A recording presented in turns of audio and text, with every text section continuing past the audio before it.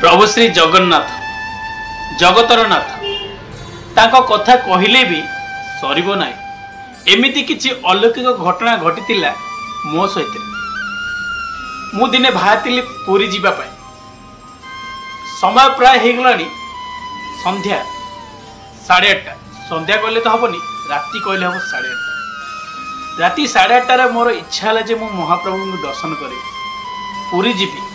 किंतु प्राय मु जो जगार अच्छी से जगह टू पुरी हूँ 120 किलोमीटर। तो मुझे 120 किलोमीटर केमिति जाई पहुँचबी आउ जगह को दर्शन करी से पुणी राति जिते जाले भी मो मन आ स्थिर रहा जे मु जीवी निहाती जगन्नाथ को दर्शन करी। मु बाहरी पड़ी जगन्नाथ को दर्शन करने राति प्राय 8:45। 8:45 मु बसिली जीवाई पुरी। किंतु मु बस स्टैंड रे छिड़ा हो समय हो गला 9:15। गोटे बस आसी छिड़ा कहला भाई कुआड़े जीवे? मु कहली बस कुआड़े जीव? से कहला भुवनेश्वर जीव। मु कहली ठीक अच्छे मते भुवनेश्वर नहीं चलो। मु भुवनेश्वर रु पुरी रूट बस अलग धरबी। तो मु भुवनेश्वर पहुँचला बेलू होगला प्राय 11:15। 11:15 मते जो जगह बस छाड़िला से जगह पुरी जीवार तो बहुत कष्टकर हम। से बस वाला कहला भाई आपण गोटे काम करंतु ऑटो नहीं कि कल्पना छक पलांतु से जगह आपन को गाड़ी मिली ना। मुझे ही कली से जगार ऑटो करके मु पलैली कल्पना छक। से कल्पना छक वेट करी जे पुरी आसीबो, पुरी बस आसीबो कि ना। मु किछि लोक पचारि भाई आ पुरी बस अच्छी तो? सेटिकार लोक कहले भाई आउ पुरी बस नहीं। राति 11:30 बाजिलानी आपण कहते पुरी बस आउ पुरी बस मिल ना।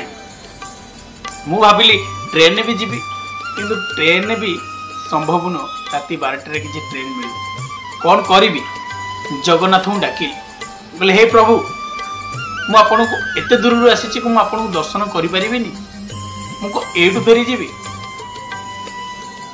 प्रभुंकर कौन लीला, प्रभुंकर चमत्कार देखंतु।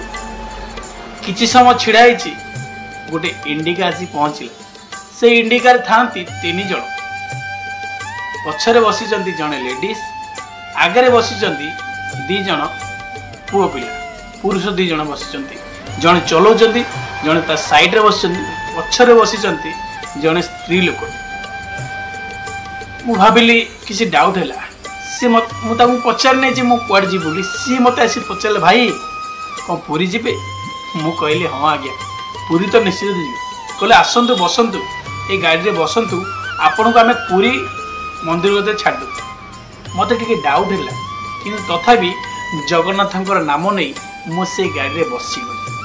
आ से गाड़ी में बसला से पुरी रास्ता दे गला।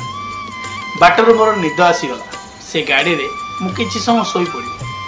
आखि खोलला बेलू मु देखे तो मु बड़ दांड में छिड़ा मते से गाड़ी वाला डाकिला भाई पुरी बड़ दांड आसीगला परा ओल्लै पड़ुना। मु कहली हाँ भाई। कहले मु कहली पचारि भाई केते टंका हला? आउ एते शीघ्र आसिली मु जानी पारिलेनी जे मु केतळे आसी पहुंची गली। कहले भाई तुमको निद लगी जाइतिला। मु कहली हो ठीक अछि भाई केते टंका हला? कहले नाई भाई आमे तो पुरी आसुतलु आमे देखलु जे आपण छिड़ा आछन सेति आमे डाकी देलु। एथरे आमे पैसा भी किछि भी न। से भाई हसी पड़े। मु मन मन भाविली ये तो जगन्नाथंकर लीला। एथरे मु आ भाभी कौन अच्छे मु किंतु ए भावुए जे भगवान जगन्नाथ पाक जी भी आसी से केबे हैरान होना कि कष्ट भी पाइना। से महाप्रभु लीला तांको लीला सी बुझाती। मु ए भाविली जे गोटे 12टा राति 2 जन पुओ आ पछरे बसी लेडीज जनक कि भगवान नुहत आ कौन? राति 12टारे केमिति गाड़ी मिल जे मु पुरी जीवी? किंतु जा भगवान को लीला। मु जाए राति प्राय 1 ରୁ 1:30 हम मुझे पुरी रे पहुँची। से गोटे लज नहीं कि मु रही आ सकाळु महाप्रभुंकर दर्शन करी। कि मुझे कहबी महाप्रभु जिते डाकिबे ना आपण को पादरे गोटे कंटा भी फुटबनी। सी परा निराकार सी बा अंतर्जामी आपणकर मन कथा सी निश्चित जापर तांको इच्छा न होले पत्र गोटे हलिब ना मु तो निमित्त मात्र। हे जगन्नाथ हे मणिमा आपणकर परदिन होची सुनावेश मु चाहूची आपण जेतबेले रथरे सुनावेश धारण करथिबे ए नयन आपण को एमती देखुता प्रभु मते पुणी डोरी लगांतु मु पुणी आपणकर सुनावेश देखिया जीवी निहाती जीवी प्रभु महाप्रभु महाप्रभु हे मणिमा हे मणिमा।